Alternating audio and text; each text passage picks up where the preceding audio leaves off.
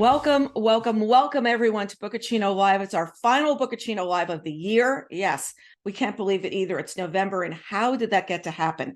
We've got a lot of titles to share with you today. We're going to do some November and December titles, and then from there, we're going to flip on and do some January and February books as well. Things for you to be looking ahead to. Okay, let's start with your top picks from October's presentation. It's always fun to see what you pick that you like the best from the last presentation. First, we've got The Mystery Guest by Nita Prose. Really excited she's coming to town, going to get to see her. She's doing some events in New York, in New Jersey, Philadelphia. Take a look on her site if you want to get to see her while she's in town. Next, we've got The Leftover Woman by Jean Kwok. I did an interview with Jean. We all love this book. It's a Betson selection. Next is Sharon Avert's Veil of Doubt. I did, that's a Betson selection as well. And I have a really interesting interview with Sharon. Sisters Under the Rising Sun by Heather Morris. You know her as the author of The Tattooist of Auschwitz. A lot of you are interested in this. John Grisham, the book that is the follow-up to After the Firm, The Exchange. And from Jacqueline Michard, this book really sounds wonderful. I just asked them to send me a copy today, called A Very Inconvenient Scandal. So there's what you've got there. The last presentation you said you were most interested in reading. Okay, what we asked also is, which of the following newsletters from the Book Report Network do you get? And 91% said the weekly update, 69% said on sale this week, 66% said the reading group guides, and 5% said none of the above. If you want to sign up for any of our newsletters, go to tbrnetwork.com. There's a newsletter button there, and you can jump on and sign up for whatever newsletters you'd like. So let's start with some fiction today. We've got a really good lineup of titles. We're going to start with The Berry Pickers by Amanda Peters. This book is on sale now.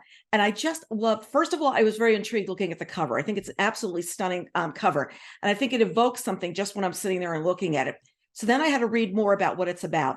So it's July 1962, and the Mi'kmaq family from Nova Scotia has arrived in Maine to pick blueberries for the summer. Weeks later, 4-year-old Ruthie, the family's youngest child, vanishes. She's last seen by her 6-year-old brother sitting on a favorite rock at the edge of a berry field. Joe will remain distraught by his sister's disappearance for years to come.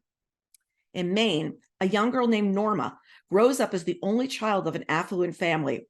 Her father is emotionally distant, her mother frustratingly overprotective. Norma is often troubled by recurring dreams and visions that seem more like memories than imagination.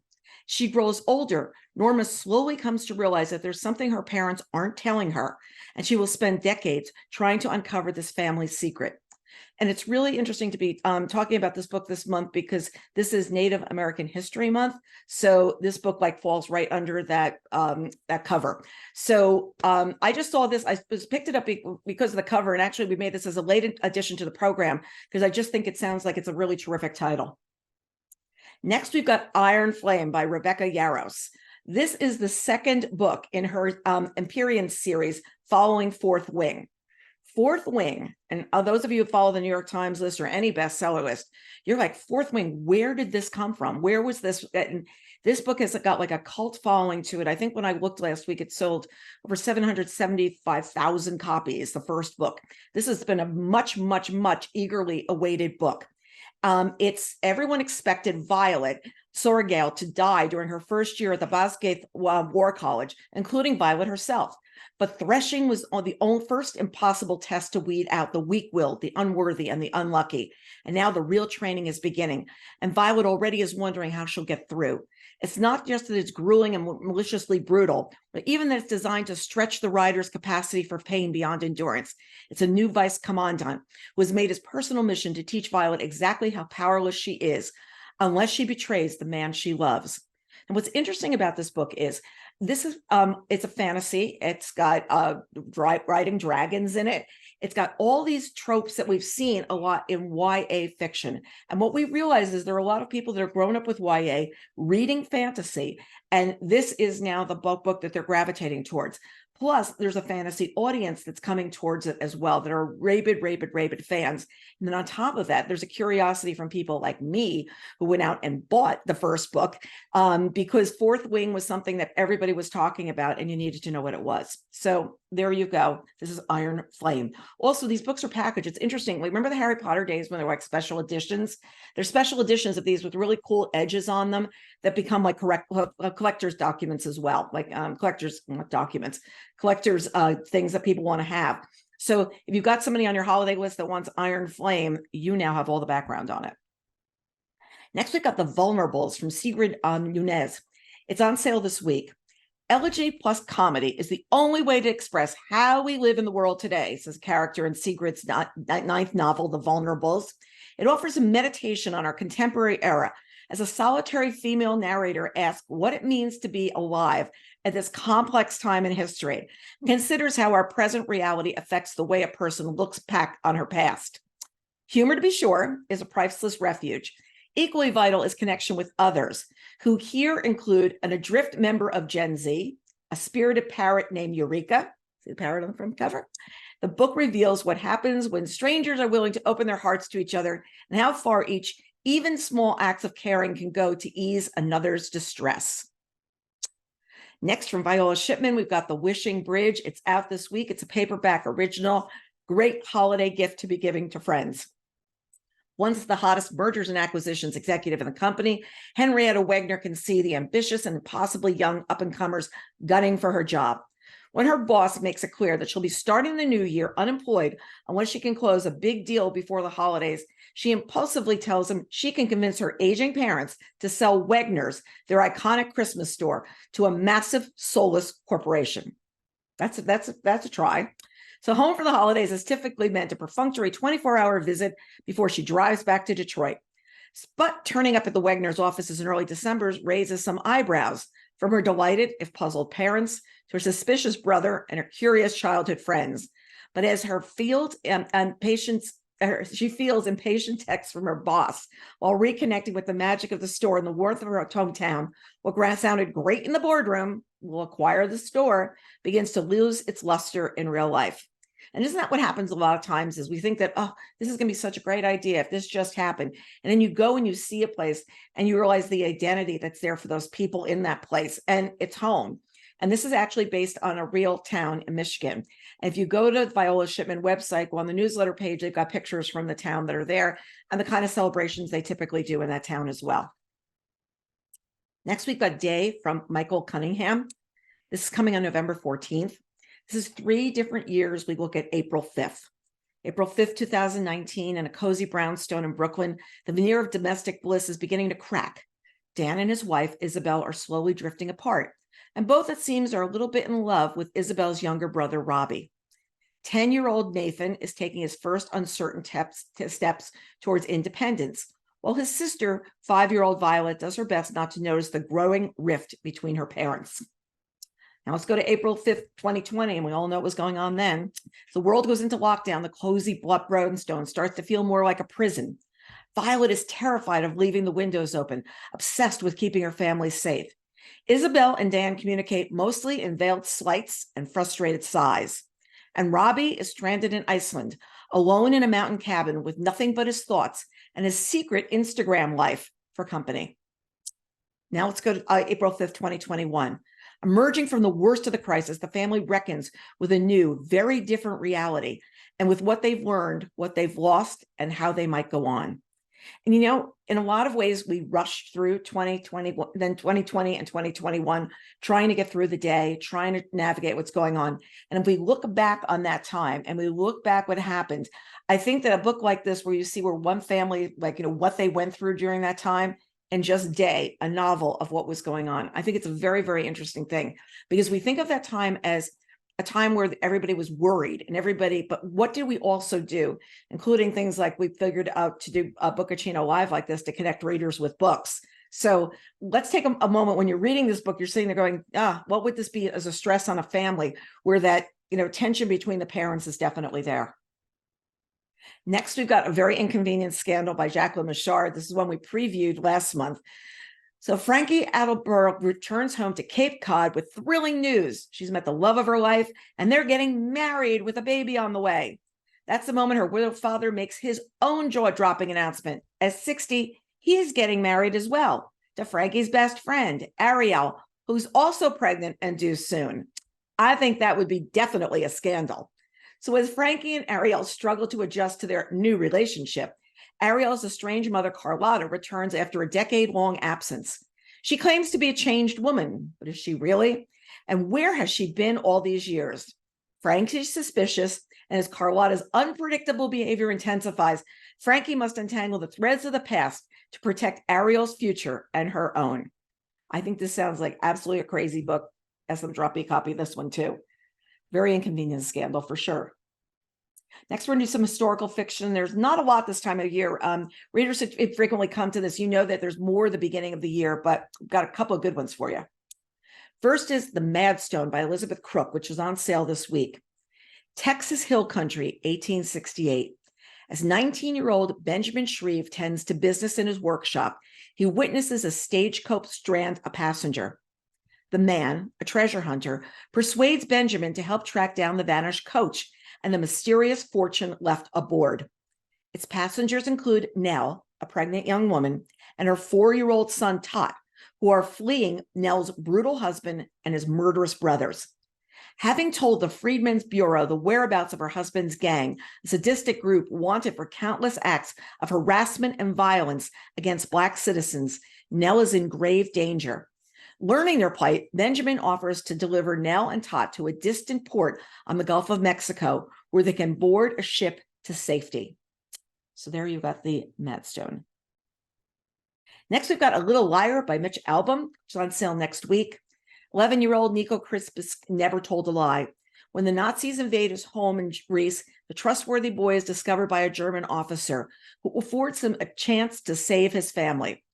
All he has to do is convince his fellow Jewish residents to board trains heading to new homes where they'll be promised jobs and safety. Unaware this is a cruel ruse, the innocent boy goes to the station platform every day and reassures the passengers that the journey is safe.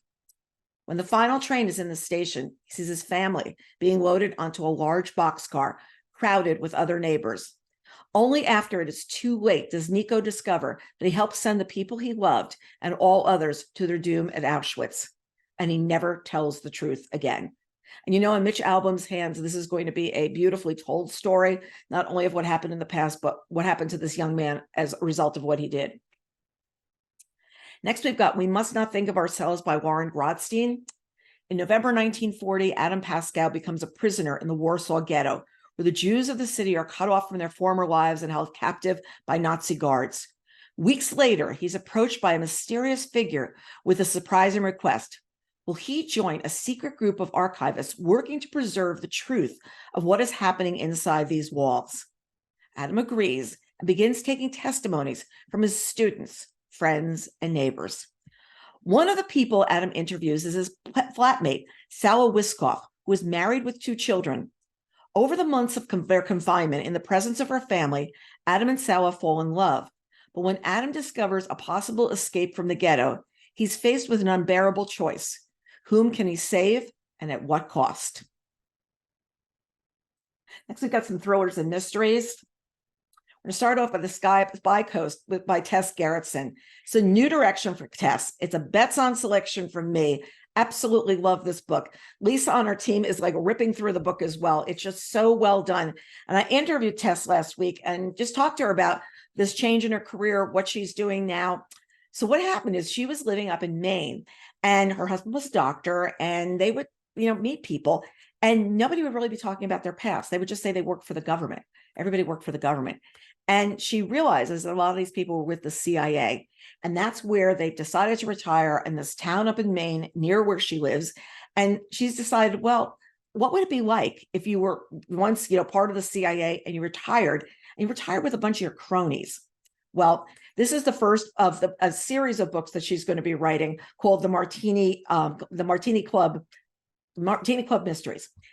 Former spy Maggie Bird came to a seaside village of Purity, Maine, eager to put the past behind her after a mission went tragically awry. These days, she's living quietly on her chicken farm. And there's a lot about the chickens in the beginning, folks. A wary blowback from the events that forced her early retirement. When a body turns up in Maggie's driveway, she knows it's a message from her former foes who haven't forgotten her. Maggie turns to her local circle of friends, all retirees from the CIA, to help her uncover the truth about who is trying to kill her and why. The Martini Club, while former spies may be retired, they have a few useful skills that they're eager to use again, if only to spice up their rather sedate new lives. Really terrific. It's a page turner. I told Tess, and I've read a lot of her books and reread her Rizzoli and Isles books through the years, told her I think this is her best book. And I'm really looking forward to see what she does next, which she talks about in the interview as well. So, and also she does know about chickens because her son had chickens. So she's writing from the heart about those as well. Next, we've got The Manor House by Gilly Macmillan, and I am reading this right now. It's another page turner. It's be careful what you wish for sure. Childhood sweethearts Nicole and Tom are a normal, loving couple until a massive lottery win changes their lives overnight.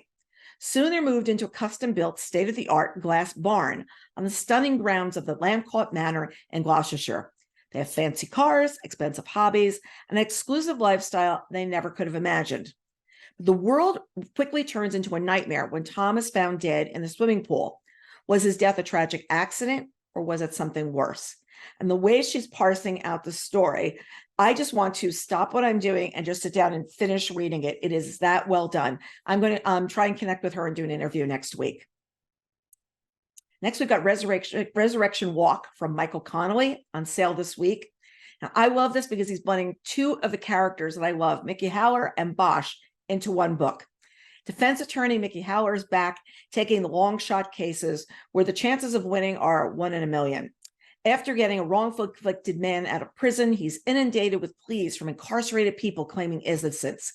He enlists his half-brother, retired LAPD detective Harry Bosch, to weed through the letters, knowing most of the claims are going to be false. Bosch pulls a needle from a haystack, a woman in prison for killing her husband, a sheriff's deputy who still maintains her innocence. Bosch reviews the case and sees elements that don't add up, and a sheriff's department intent on bringing quick justice in the killing of one of its own. Now he's got an uphill battle in court. The path for both lawyer and investigator is fraught with danger from those who don't want the case reopened and will stop at nothing to keep the Howard Bosch dream team from finding out the truth. Now, I will confess that I definitely have an idea of what Howard looks like from watching the show on Netflix. And I definitely have my ideas of Bosch between what I've watched on Amazon Prime and what I've watched recently on Freevee. And I am up to speed on what's going on with that show. But by the same token, it's really nice to see the two characters coming together. And reading this, you see how that story would really work of the two of them trying to investigate something together. Next, we've got The Edge from David Baldacci. It's coming next week. When CIA operative Ginny Silkwell is murdered in rural Maine, Maine is a theme here, folks, government officials have immediate concerns about national security.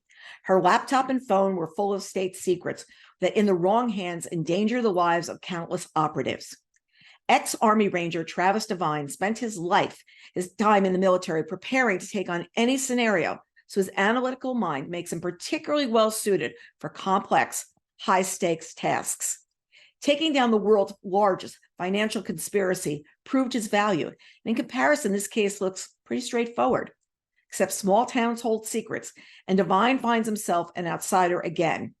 As he gets to know the residents of Putnam, Maine, answers seem to appear and then transform into more questions. There's a long list of secrets and those who will stop at nothing to keep them from being exposed. You know, as I'm reading this, and this is the third book that's talking about Maine, I think that maybe in the next year, we should think about a little quiz at the end of watching this and say, okay, which books talked about Maine? Which books have common themes in them? I think it'd be like a lot of fun because sometimes when we're putting this together, I'm not thinking about this at all. And I looked at the slide just before the show started and I was like, wait a second, 3 books in Maine, kind of interesting. Next, we've got The Fiction Writer from Gillian Cantor. This is coming on November 28th. A once rising literary star, Olivia Fitzgerald is down on her luck. Her most recent novel, a retelling of Daphne du Maurier's Rebecca, was a flop. Her boyfriend of 9 years just dumped her. She's battling a bad case of writer's block. So when her agent calls her with a high-paying ghostwriting opportunity, she's all too willing to sign that NDA. First, the right-for-hire job seems too good to be true. All she has to do is interview Henry Ashwood, a reclusive mega-billionaire, twice named People's Sexiest Man Alive, who wants her help in writing a book that reveals a shocking secret about his late grandmother and Daphne du Maurier. But when Olivia arrives at his Malibu estate, you got the line, folks, because you know it's a thriller. Nothing is as it seems. It's always nothing is as it seems, or all is not as it seems. So you know that's what you're looking for here. Anybody who's enjoyed Rebecca should enjoy this. Also, I think that house up there on the cliff, that looks absolutely beautiful. And the line on the pull line on the front of the book is, can she rewrite the fate of the women who came before her? And also, can she solve her own fate? Next, we've got the mystery guest from Nita Prose. We know so many of you love The Maid, and we can see that there's already love happening for this book from the preview that we did last month. It's coming Tuesday after Thanksgiving.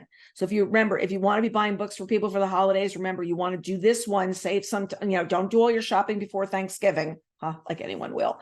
But you want to be able to buy this book for people as well. Besides that, best gift of all, to me, from me, my favorite. So Molly Gray is not like anyone else. With her flair for cleaning and proper etiquette, she's risen through the ranks of the glorious five-star Regency Grand Hotel to become the esteemed head maid. Just as her life reaches a pinnacle state of perfection, her world is turned upside down when J.D. Grimthorpe, the world-renowned mystery author, drops dead on the tea room floor.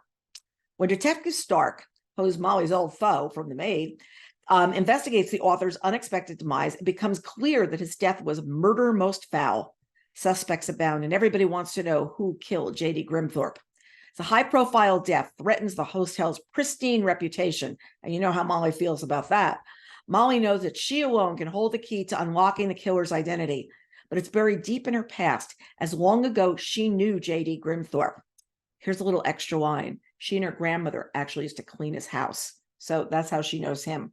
See what else she remembers. Next, from Patricia Cornwell, we've got Unnatural Death. Chief Medical Examiner Dr. Kay Scarpetta, and you know Dr. Kay Scarpetta if you've been reading thrillers for a while, finds herself in a Northern Virginia wilderness examining the remains of two campers wanted by federal law enforcement. The victims have been savage beyond recognition, and other evidence is terrifying and baffling, including a larger-than-life footprint. After one of the most frightening body retrievals of her career, Scarpetta must discover who would commit murders this savage and why. Then from Jeffrey Deaver, we've got The Watchmaker's Hand, also coming on November 28th. When a New York City construction crane mysteriously collapses, causing mass destruction and injury, forensic criminalist Lincoln Rhyme and Detective Amelia Sachs are on the case. A political group claims responsibility for the sabotage and threatens another attack in 24 hours, unless their demands are met. Then a clue reveals to Rhyme that his nemesis, known as the Watchmaker, has come to town to fulfill his promise of murdering the criminalist. Now, Rhyme and Sachs have to dodge his brilliant scheme to destroy them both, while racing against time to stop the construction site terrorists. New York is in a panic, and Rhyme and his team must unravel a handful of plots tightly wound, or it's a timepiece, before more cranes fall, raining death and destruction from above. So there you go. Next, we've got The Fourth Rule coming from Jeff Lindsay on December 5th. Impossible doesn't belong in Riley Wolf's vocabulary. He's a master of heists and disguises, whose life's work is swindling the rich out of their undeserved treasures. Now rumors surrounding a dangerous new figure of international crime are spreading through the underworld. And this ruthless collector, the Cobra, has a personal vendetta against Riley. With the aid of his new partner, Caitlin, Riley prepares to take on the most powerful cultural institution in the world and bring home the supposedly unstealable Rosetta Stone. With the Cobra waiting for the right minute to strike, Riley is put to the ultimate test as he faces this most venomous villain and tries to make it out alive. I loathe snakes. That is terrifying just looking at the Cobra on the cover. Frozen River for Ariel Longhorn is coming on December 5th. You know her as the best-selling author of I Was Anastasia. So here we're once again in Maine, folks. In 1789, when the Kennebec River freezes, entombing a man in the ice, Martha Ballard is summoned to examine the body and determine the cause of death. As a local midwife and healer, Martha's good at keeping secrets. Her diary is a record of every birth and death, every murder and debacle that unfolds in the town of Hallowell. In that diary, she also documented the details of an alleged rape that occurred 4 months earlier. Now, one of the men accused of that heinous act has been found dead in the ice. While Martha is certain she knows what happened the night of the assault, she suspects that the two crimes are linked, and there's more to both cases than meets the eye. Over the course of one long, hard winter as the trial nears and whispers and prejudices mount, Martha's diary lands at the center of the scandal and threatens to tear both her family and her community apart. Look at that cover. It's like Frozen River for sure. Next, we've got The Other Mothers from Catherine Faulkner. I loved her first book, Greenwich Park, and I want to get my hands on this one, also coming on December 5th. When a young nanny is found dead under mysterious circumstances, new mom Tash is intrigued. She's been searching for a story to launch her new career as a freelance journalist. She's also been searching for something else, new friends to help her navigate motherhood. She sees them at her son's new playgroup, The Other Mothers, a group of sleek, sophisticated women, sort of mothers Tash would like herself to be. When the mothers welcome her into their home or their circle, she discovers the kind of life she always dreamt of. Their elegant London townhouses, a far cry from her cramped basement flat and endless bills. She's quickly swept up into their wealthy world via coffee, cocktails, and playdates. But when another young woman is found dead, it's clear there's much more to the community than meets the eye. Are these women really her friends? Or is there another, more dangerous reason why she has been so quickly accepted into their exclusive world? The Other Mothers. It's got some memoirs, biographies, and nonfiction. This is usually a really big category this time of year. We're going to start with Breaking Twinter by Ben Mesrich. It's out this week. It takes readers inside the darkly comic battle between one of the most intriguing, polarizing, influential men of our time, Elon Musk, and the company that represents our culture's dearest hope for a shared global conversation. From employee accounts within Twitter headquarters, the mission-driven team Musk surrounded himself with, this is the full story from all sides. Can Musk succeed, or will he spectacularly fail? And what will that mean to the global town hall that is Twitter? What really is his end goal? And that's a really good question, because a lot of people I know have wandered away from Twitter. A lot of authors have wandered away. They're looking into Threads, which is the Instagram profile or the Meta profile. So it'll be very interesting to see what does happen as time goes on. Next, we've got Class from Stephanie Land, just announced as of November's Good Morning America book club pick. I'm really happy for Stephanie, because Stephanie and I have like a little past with each other. When she was a debut author, writing Maid, she was going to be speaking at Book Expo as one of the authors that had been chosen as one of the debuts that people wanted to be talking about, and they wanted to portray, like, early in the show. So I was going to be interviewing her. So her publisher calls me like the night before and emails me and says, Stephanie's got an opportunity to do something live as well that day. Is there any way you could interview her there as well? So just meet us in this tiny room, and there'll be a film crew, and you can just sit and interview her. So here I am with this person who's never done any interviews before, me, who has read her book really and embraced her book. But we're just sitting in this room, and that's how we get to know each other. And I was kind of laughing the other day, because when she was made the new Good Morning America pick, I was like, and just remember, we started with those 2 interviews back in May. Can you remember what year it was? So here's what we've got. When she set out to write her memoir, Maid, she never could imagine what was to come. She was handpicked by President Barack Obama as one of the best books of 2019. It's called An Eye-Opening Journey into the Lives of the Working Poor. So later it was adapted to that big series, and it was a huge hit, Made on Netflix. It's a story about a house cleaner, but it was also the story about a woman with a dream. In Class, she takes us with her as she finishes college and pursues her writing career. She's facing barriers at every turn, including a Byzantine loan system, not having enough money for food, navigating the judgments of professors and fellow students who didn't understand the demands of attending college while under the poverty line, and she finds a way to succeed once again. It's an intimate and heartbreaking portrait of motherhood as it converges with the personal desire and professional dreams. What's really interesting is Stephanie also did the audiobook for this, and I'm actually listening to the audio besides reading. I like to do both when it's somebody who's narrating the book themselves, or when it's a brilliant narrator. And it also gives me a chance to get things done around the house and also be working and listening to books. She also wrote a piece for the New York Times a couple of weeks ago about, we see this as huge success. Like, we're seeing Maid was a best-selling New York Times, a bestseller. She had the deal with Netflix, what was going on, and how she still didn't have enough. And even though the deals were really good, the deal for her next book was out there, to buy a house and what she wanted to do. And it was a really interesting opinion piece about, we always think that when an author gets a deal, it's a lot of money, and then all of a sudden your life has changed. And it doesn't always translate like that. And the piece really, really describes it. We shared it in the Book Reporter newsletter last week, which is archived online if you want to go look at it. Next is My Name is Barbara Streisand. I'm going to link to, I think that she did CBS this morning, a big piece. We'll link to that in the newsletter this week as well. She's by any count a living legend, a woman who has a career spanning 6 decades, who has excelled in every area of entertainment. She's among the handful of EGOT winners, Emmy, Grammy, Oscar, Tony. She has one of the greatest and most recognizable voices in the history of popular music. Nominated for a Grammy 46 times. With Yentl, became the first woman to write, produce, direct, and star in a major motion picture. In My Name is Barbara, she tells her own story about her life and extraordinary career, from growing up in Brooklyn to her first star-making appearance in the New York nightclubs, to her breakout performance in Funny Girl on stage and winning the Oscar for the performance on film. And then came a long string of successes in every medium in the years that followed. We haven't heard a lot from her recently, but when we really think about it, film in the past, Broadway in the past, or whatever, she's a name. You can hear her voice in your head. And I think this is going to be a really, really interesting book as well.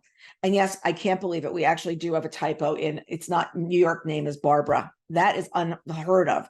Tom Donadio is much more on top of this than me, and that he would never have missed that one. Next, we've got Small Victories from Joanna Bassford. Remember coloring books? Remember the year we all colored? Remember the colored pencils? I probably have them down here someplace on my shelf.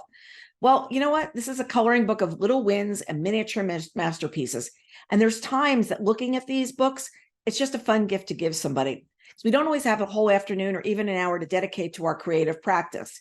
I've decided I want to start weaving again. Can you imagine how much more time that is going to be taking? Small Victories is a perfect book for when you want to pick up a pencil and complete a coloring page in one sitting. You know, that joy you get of finishing something, accomplishing something. Colorists will found pages with multiple individual drawings from which they can select a few and color, along with little vignettes and smaller motifs that can be completed in a single coloring session, all featuring Joanna Bassford's trademark whimsical illustration and flights of fancy. So get out your pencils again. This is a great holiday gift to somebody. I think I mentioned in the last time, my sister actually doesn't color these. She's a fantastic artist. She actually beads pictures, and she beads the pictures. And I have 3 of those hanging, which are just unbelievable, of how all the little tiny details she beaded. Okay. I, meanwhile, have the 9-note scarf with 9 different colors of purple that I'm working on, burgundy colors. I still have 3 left to go, and I think I've been knitting since July. So sometimes a little small victory is a great idea. Next, it's a fun gift. It's the reason we're including it. It's the unofficial Ted Lasso Cookbook by Aki Berry and Meg Chano. From biscuits to barbecue, 50 recipes inspired by the TV's most lovable football team. So this is the unofficial Ted Lasso Cookbook, but keep calm and carry on. It's here. It's for fans in need of sweet treats to numb the sting of defeat, or those who agree that tea tastes like hot brown water. This collection of recipes is going to warm your heart, fill your stomach, and it's got delicious dishes from every corner of the Lasso verse.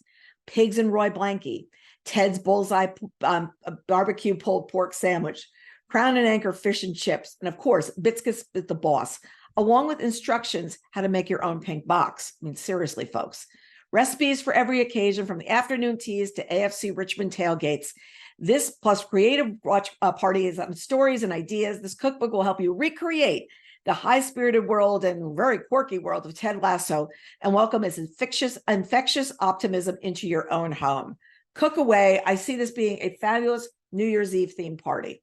There you go, folks. Heard it here. Either that or Super Bowl. Why just make Super Bowl foods? You can layer in the Ted Lasso ideas. Next, we've got The Lost Tomb from Douglas Preston. It's coming on December 5th. His journalistic explorations have taken him from the haunted country of Italy to the jungles of Honduras.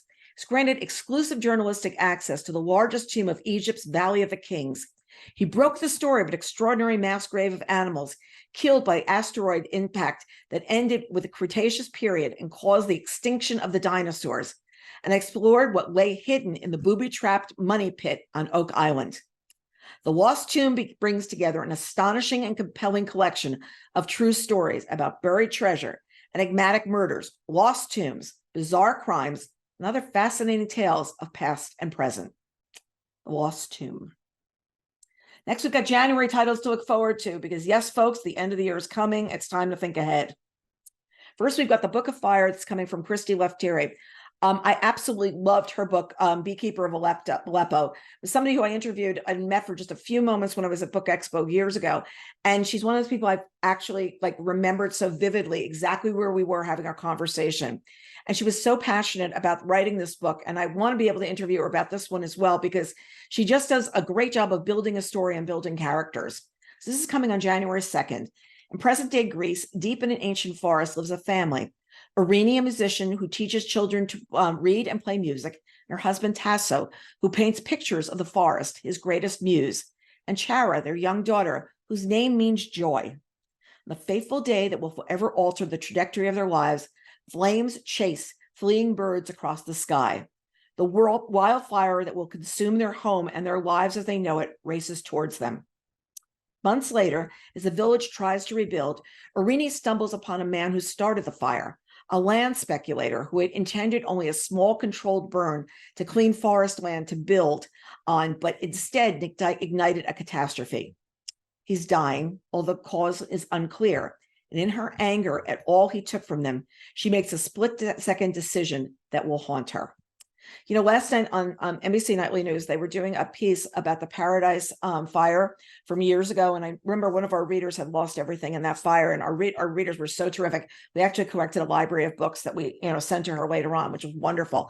But to think about the Paradise Valley fire, and they were saying what they are really working with right now is the people of Lahani, giving them ideas and tips about what to do to rebuild after what's been going on. So when you see a book like this, you feel like this is something, yes, it's taking place in Greece in an ancient forest, but you also have all those news images of what this is really like.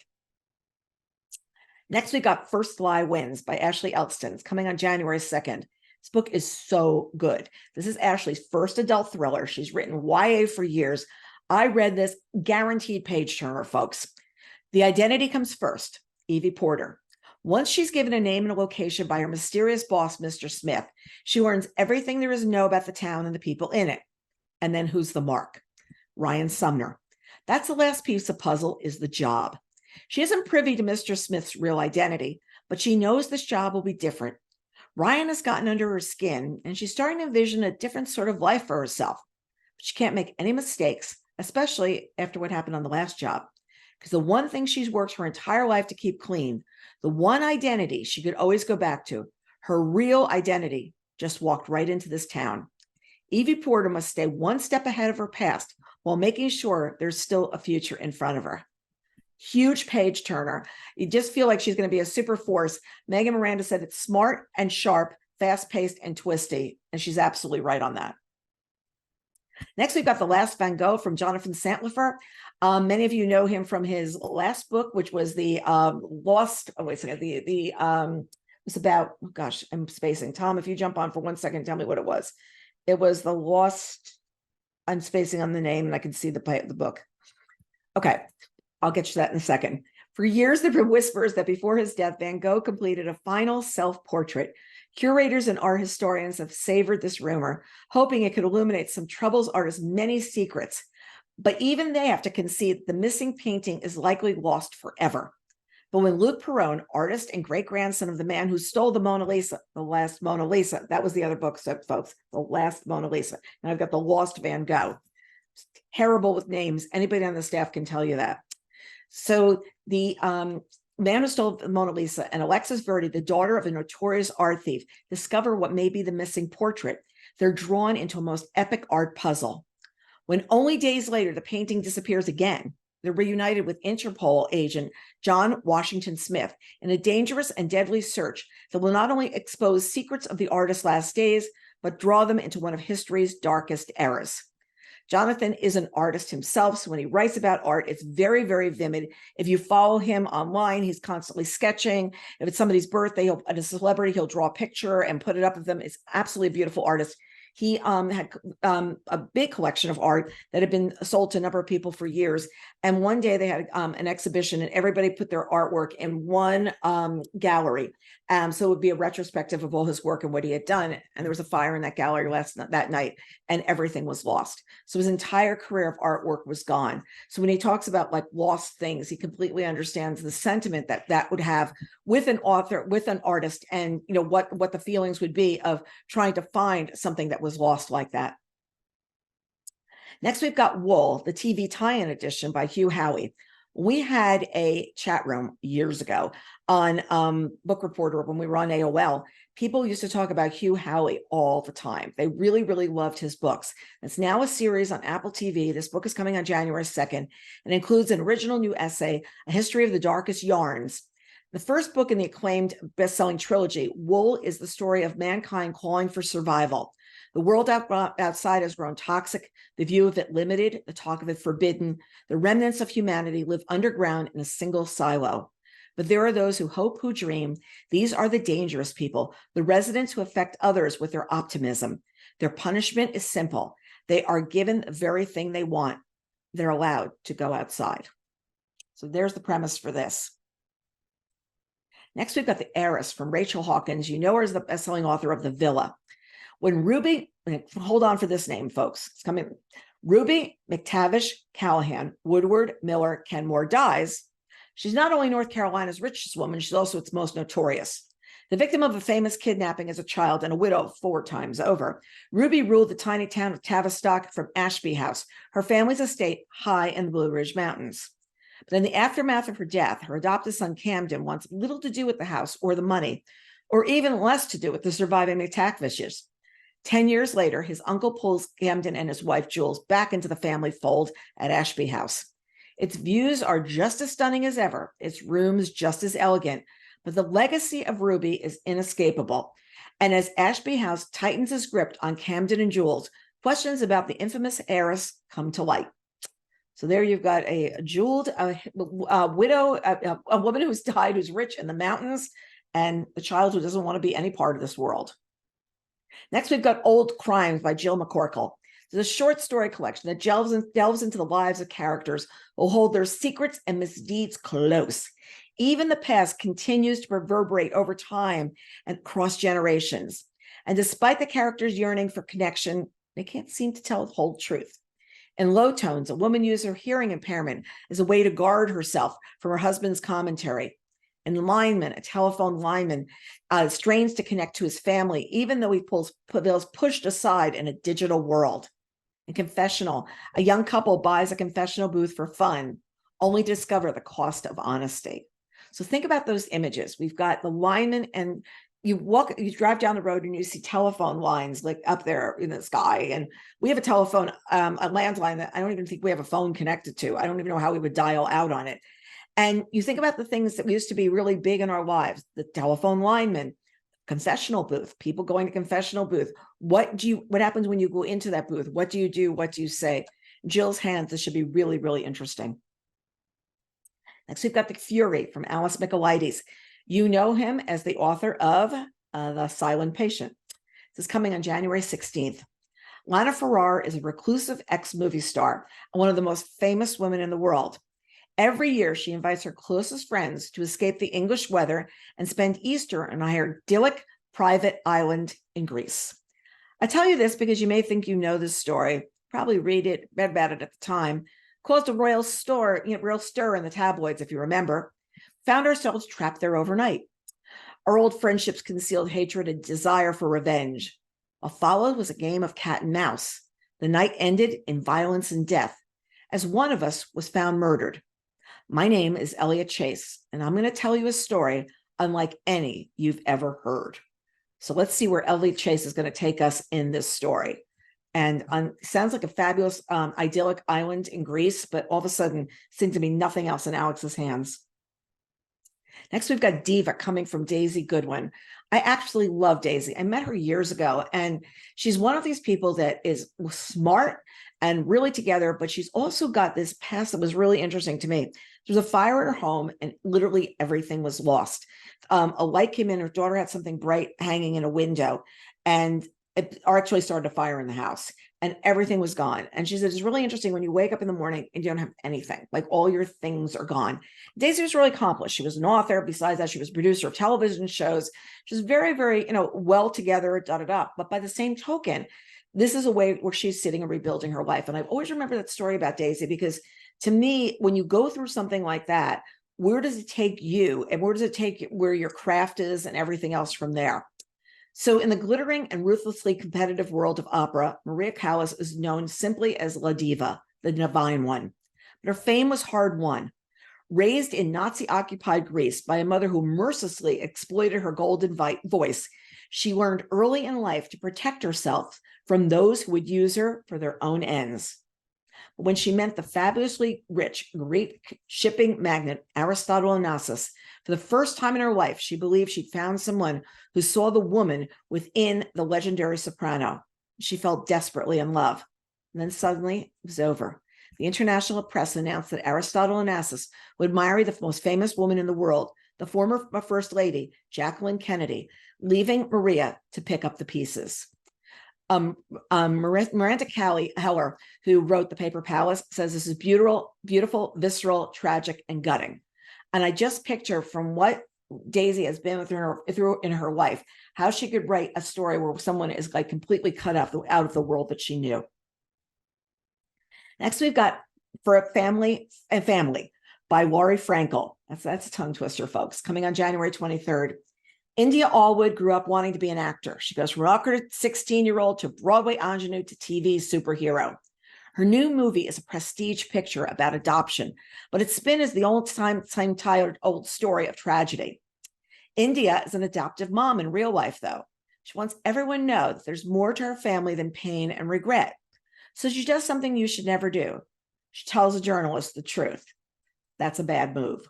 Soon she's at the center of a media storm, battling accusations from the press and the paparazzi.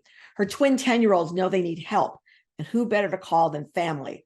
But that's where it gets really messy, because India is not just an adoptive mother. So I think there's a lot to unfold in this one coming on January 23rd. Come and Get It by Kylie Reed. You know her as the author of Such a Fun Age, coming on January 30th. It's 2017 at the University of Arkansas. Millie Cousins, senior resident assistant, wants to graduate, get a job, buy a house. But when Agatha Paul, a visiting professor and writer, offers Millie an easy yet unusual opportunity, she jumps at the chance. But Millie's starry-eyed hustle becomes jeopardized by odd new friends, vengeful dorm pranks, and illicit intrigue. So there we got Come and Get It. A couple February titles to look forward to. We've got A Love Song for Ricky Wilde by Tilia Williams, coming on February 6th. Ricky Wilde has many talents, but being a Wilde isn't one of them. As the impulsive and artistic daughter of a powerful Atlantic dynasty, she's the opposite of what her mother's socialite sisters are. In her bones, Ricky knows that somewhere a different, more exciting life awaits her. When regal nonagenarian Miss Della invites her to rent the bottom floor of her Harlem brownstone, Ricky jumps at the chance for a fresh beginning. She leaves behind her family wealth and the chaotic romantic decisions to realize her dreams of opening a flower shop. And beneath the surface of her new neighborhood, the music, the stories, and the dazzling drama of the Harlem Renaissance still simmers. One evening in February, she encounters a handsome, deeply mysterious stranger who knocks her world off balance in the most unexpected way. There we got a love song for Ricky Wilde. Next, we've got The Teacher by Freda McFadden. Bring this up because Freda McFadden is like one of the authors right now. It's a paperback original. She is dominating the paperback list. I think she's got 3 books on the list right now, bestseller list. And her original book was The Housemaid, which we read with our book club last month. And we have to admit that we were kind of figuring out what was going on throughout. I've seen a couple of interviews with her, and it's really, really interesting to see what she's building. She's actually, her profession is she's a doctor, and she's leaving at the end of the year to actually just be writing. And none of the people who work with her know that she has this other life. So it's kind of interesting. So what's going on? Eve has a good life. She gets every day. She gets a kiss from her husband, Nate. She heads off to teach math at the local high school. All as it should be, except last year, Casement High was rocked by a scandal as one student, Addie at its center. And this year, Eve is dismayed to find the girl in her class. Addie can't be trusted. She lies. She hurts people. She destroys lives. At least that's what everybody says. Nobody knows the real Addie. Nobody knows the secrets that could destroy her. And Addie will do anything to keep it quiet. So there you've got the teacher knife in the apple. You know what kind of books this is going to be, folks. Next, we've got probably the most eagerly anticipated book of the year. I've read this book. It's absolutely fabulous. It's coming on February 6th. It's The Women by Kristen Hanna. Women can be heroes too. When 20-year-old nursing student Frances Frankie McGrath hears the unexpected words, it's a revelation. Raised on an idyllic Coronado Island and sheltered by her conservative parents, she's always prided herself on doing the right thing and being a good girl. But in 1965, the world's changing, and suddenly she imagines a different choice for her life. When her brother ships out to serve in Vietnam, she impulsively joins the Army Nurse Corps and follows his path. As green and experienced as the men sent to Vietnam to fight, Frankie is overwhelmed by the chaos and destruction of war, as well as the unexpected trauma of coming home to a changed and politically divided America. Really interesting for Kristen to take on this book and take on this time period where, yes, people did come home to a very politically divided world.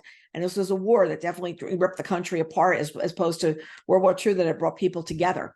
So in her hands, we see this young nursing student and who is privileged and what she ends up encountering overseas. So really, really well done. I think there's a lot for discussion there as well. Next, we've got the Phoenix Crown Gang from Kate Quinn and Janie Chang.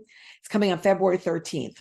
San Francisco, it's 1906. Two very different women hope to change their fortunes. Gemma, a soprano whose career desperately needs rekindling, and Su Ling, a Chinatown embroideress who is determined to escape an arranged marriage.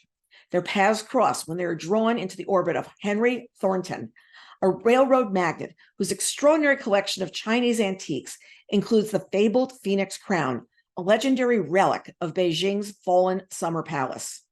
His patronage offers Gemma and Su Ling the chance of a lifetime, but their lives are thrown into turmoil when a devastating earthquake rips San Francisco apart and Thornton disappears, leaving behind a mystery reaching further than anyone could have imagined, until the Phoenix Crown reappears 5 years later at a sumptuous Paris costume ball, drawing Gemma and Su Ling together for one last desperate quest for justice.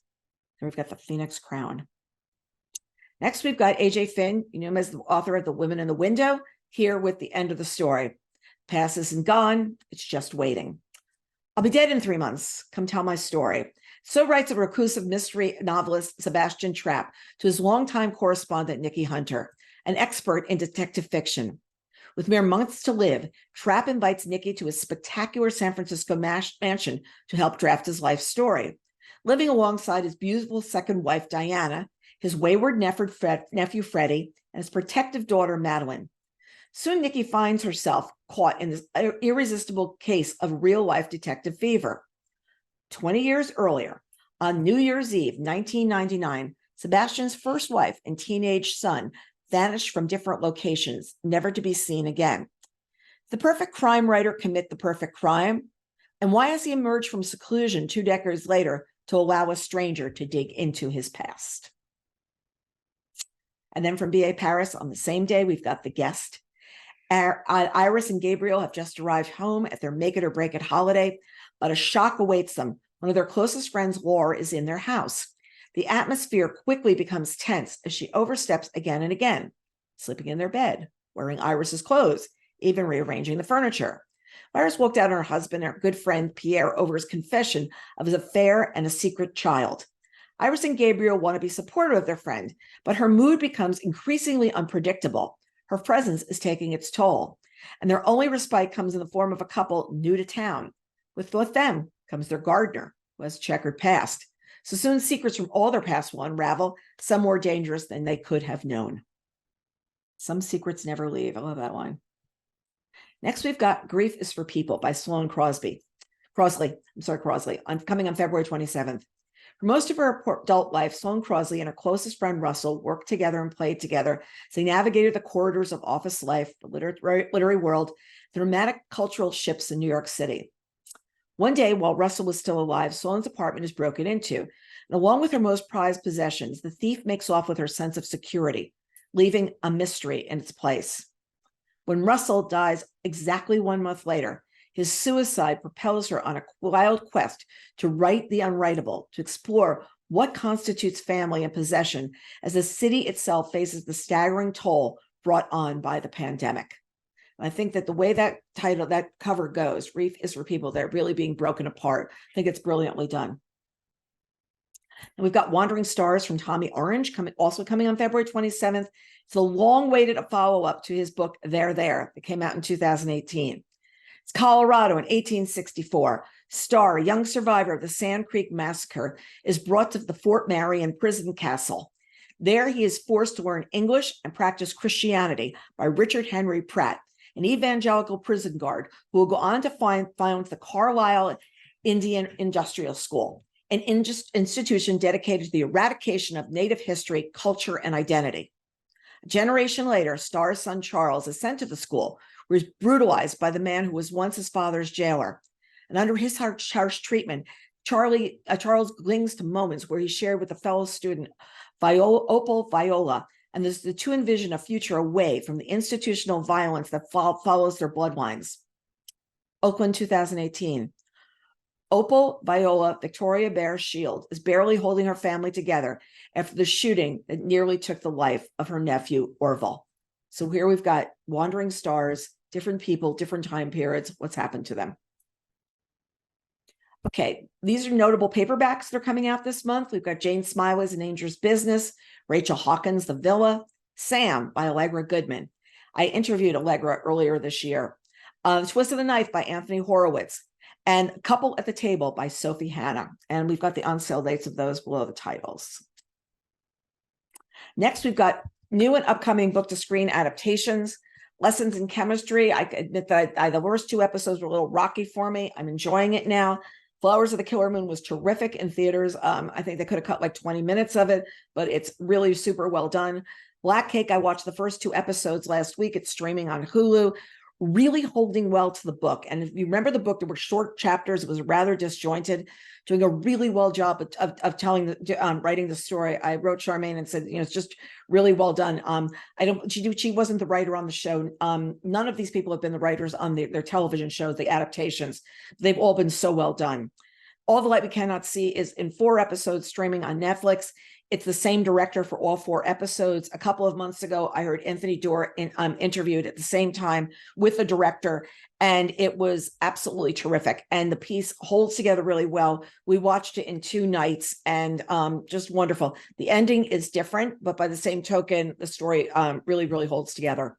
The Marsh King's Daughter is in theaters, and The Boys in the Boat will be in theaters on December 25th. We will probably be seeing it on the 26th, but you can read the books ahead for any of these if you haven't read them already. I picked 37 Betson selections so far this year. Not sure how many I'll be picking for the complete year. We'll be figuring that out soon. We do an end of year contest where someone wins boxes of all my Betson selections, and then other people will win maybe 4 books, 5 books, depending on how we break this up, according to how many I finished for the year. So that's a contest we'll announce we'll announce it in December, and it will run until we get back from the break after the new year. So it's a chance, and it's really fun when I sit there and look here because they're books that I can still talk about. A lot of these authors I interviewed. If I haven't interviewed for this book, I've interviewed them for another one. So really fun to have this here. These are our latest video and podcast series. For those of you who might be new, and I think there are a lot of new people with us today, our Book Reporter Talks to Video podcast series is on YouTube or wherever you listen to podcasts. It's on YouTube. We're under the Book Report Network, and so you can find all our videos there. I think at this point we've got to have over 170. And the other day I looked and I think we had 600,000 views or listens. And what's really interesting is we did 1,000 listens and views in like 2 days, one day last week. And this is without us doing a lot of promotion. We don't have a backer behind this. We don't have anything behind this at this point. It's then the interviews vary in length. If I'm really doing an in-depth interview with an author, they can be as long as an hour and a half if we're really going to get into it. But I don't set a time limit. I set them when we can tell the story and when I feel like we've delivered something different for you to be able to listen to about the author and the book. Okay, now we've got these Bookaccino Live events for some people I think are new today. Bookaccino Live is an evening event. We expect everybody to have read the book. Danny Shapiro is going to be with us discussing Signal Fires, which was a national bestseller, and it's a Betson pick. It's now out in paperback. She's going to be with us Thursday, November 30th. That's a Thursday after Thanksgiving, 8 o'clock. Sign-ups available on Bookreporter and Reading Group Guides. And she's terrific. I interviewed her last year. She's really passionate about talking about this book. She's been out on tour recently, and looking forward to having her, and an opportunity for readers to come on screen and ask Danny a question if they like. If you're camera shy, you're going to send me the question and I'll ask it on your behalf. And we have a special evening coming up. Special evening event will be our reviewers picks of 2023. This is usually a really fun evening where our Bookreporter reviewers, you can actually see the names behind the reviews been reading all year. They're going to share their favorite books on Wednesday, December 6th at 8 o'clock in the evening. And sign up is available on Bookreporter and Reading Group Guides for that. And as we've told you, we're not going to be gathering in December because there are not a lot of books out in December to be doing a preview of. So our next Bookaccino Live preview event will be on Wednesday, January 10th at 2 o'clock. And we'll talk about books more than what you just saw today, coming from January 2nd through February 6th and a peek ahead at March. And there's some really fabulous books that are coming in the months ahead. So we're looking forward to doing that. And I thank everybody for joining us today. Those who want to stay on, they're here live. If you want to stay on afterwards, I'll do a little bit of Q&A before I have to jump and do something else. But for everyone, thank you so much for joining us. I think there are a lot of new people out there today. And we do this every month. We started during the pandemic because we realized people couldn't get to stores and libraries to see what was out. So let's tell them what's coming in the next 4 weeks and give them a preview ahead. So thank you, everybody else, for everyone for joining us.